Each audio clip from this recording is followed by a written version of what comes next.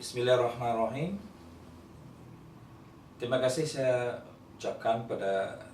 saudara-saudari yang saya hormati sekalian, karena bersama saya pada hari ini untuk memperbincangkan satu topik berkenaan dengan sebuah buku tulisan saya, itu bertajuk Perubahan Membawa Harapan, dan juga dalam bahasa Inggris Changes for Hopes. Tuan-tuan dan puan, buku saya yang bertajuk Perubahan Membawa Harapan ini adalah bertujuan untuk kita sebagai warga di mana-mana negara pun sekali untuk memahami secara lebih terperinci dengan makna sebenarnya, matlamat perubahan yang kita maksudkan yang dengan sebenarnya. Perubahan yang dimaksudkan ialah perubahan yang menjanjikan sesuatu jaminan pertumbuhan kepada peningkatan khususnya matlamat dan keinginan ataupun inspirasi warga yang ingin menjadi satu perubahan yang boleh membawa kepada perubahan ekonomi, perubahan taraf kehidupan warga di mana-mana juga negara. Maka inilah yang kita maksudkan dalam konteks tulisan buku yang saya tuliskan ini. Dalam kesimpulan, buku ini bermaksud adalah untuk menjaminkan sesuatu perubahan yang drastik yang dilaksanakan dalam sebuah negara. Yang saya ambil contoh dalam tulisan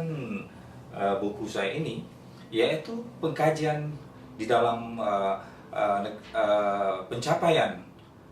transformasi sebuah negara yang telah mencapai kejayaan dengan majunya, seperti negara China, negara India, negara Timur Tengah seperti Dubai dan Abu Dhabi, yang banyak saya ambil teks perbandingan jika dibandingkan dengan pembangunan dan pembaruan yang terjadi ataupun transformasi yang berlaku di negara Timur Tengah ini, telah menjanjikan sesuatu pertumbuhan ekonomi yang pesat sebagai sebuah negara yang maju, yang menjaminkan segala jaminan pertumbuhan ekonomi yang boleh menyumbangkan pada pembangunan negara, pembangunan warga, dan pembangunan kepada kualitas kehidupan rakyatnya. Maka contoh yang saya ambil ini sebagai kajian adalah untuk bagi warga negara Malaysia khususnya, yang mana kita telah banyak melakukan kesilapan, di mana kesalahpahaman kita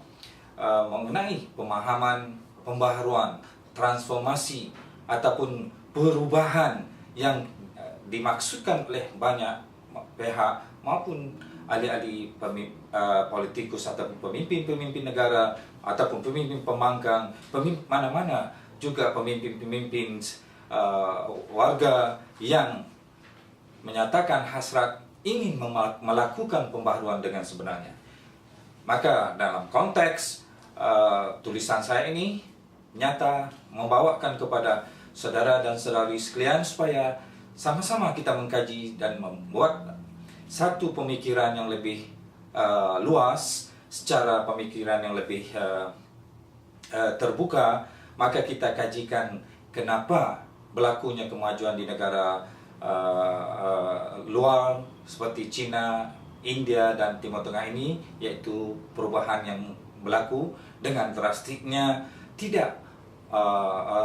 sedikit pun menjejaskan perubahan ke atas sosial budaya mereka di negara yang maju ini, tetapi mereka telah menyatakan bahwa mereka telah berjaya melakukan transformasi yang betul-betul bersistematik dan dengan satu sistem yang lebih efektif, dengan keberanian pemimpin mereka melaksanakan transformasi yang lebih transparan. Tuan-tuan dan puan-puan yang saya hormati sekalian, dalam Konteks pembaharuan yang saya maksudkan adalah satu pembaharuan yang harus dilaksanakan oleh seorang pemimpin yang berani. Sebagai warga Malaysia yang cintakan keamanan dan juga cintakan kemajuan dan cintakan segala apa yang telah kita jayakan selama ini, telah membuktikan pada negara dengan satu wawasan yang telah ada pada kita, telah menjaminkan hala tuju negara Malaysia untuk menjadikan sebuah negara maju pada tahun 2020 agar menjadi kenyataan, kerana di dalam beberapa tahun lagi, yaitu dalam lingkungan 11 tahun, maka kita harus memenuhi penjaminan hala tuju dan juga matlamat negara kita harus tercapai menjadi sebuah negara yang membangun. Maka dengan ini, tentu sekali inspirasi warga, rakyat Malaysia ingin menjadi sebagai sebuah warga yang berjaya dalam konteks pencapaian kualitas kehidupan warga, dalam pertumbuhan ekonomi, warga yang ingin menjadi sebuah warga yang maju seperti negara maju di dunia yang maju seperti Amerika, seperti Eropa, China, Jepun, dan sebagainya. Maka dengan konteks ini tidak mudah untuk kita mencapaikan sekiranya kita tidak berani melakukan perubahan yang drastis dan tidak berani menerima perubahan yang dibawa oleh masyarakat dunia secara globalnya, akan tetap memaksa kita ataupun dengan tekanan perubahan teknologi, sains dan teknologi, dan melalui multimedianya, melalui internetnya, dan melalui segala perubahan saintifik dan segala-galanya, ini tetap akan membawa perubahan kepada kita secara langsung, secara tidak langsung, mau atau tidak mau, maka perubahan itu tetap akan mendatang. Maka tuan-tuan dan puan-puan, dalam kajian saya selama saya berhijrah di luar negara, terutamanya saya telah menetap di negara yang membangun seperti saya sebutkan, negara Timur Tengah di Dubai dan Abu Dhabi selama lebih 8 tahun sekarang. Maka saya telah membuat satu kajian yang terperinci berkenaan dengan bagaimana transformasi ataupun perubahan yang telah menjanjikan atau menjaminkan satu perubahan seperti negara China yang kini menjadi sebuah negara yang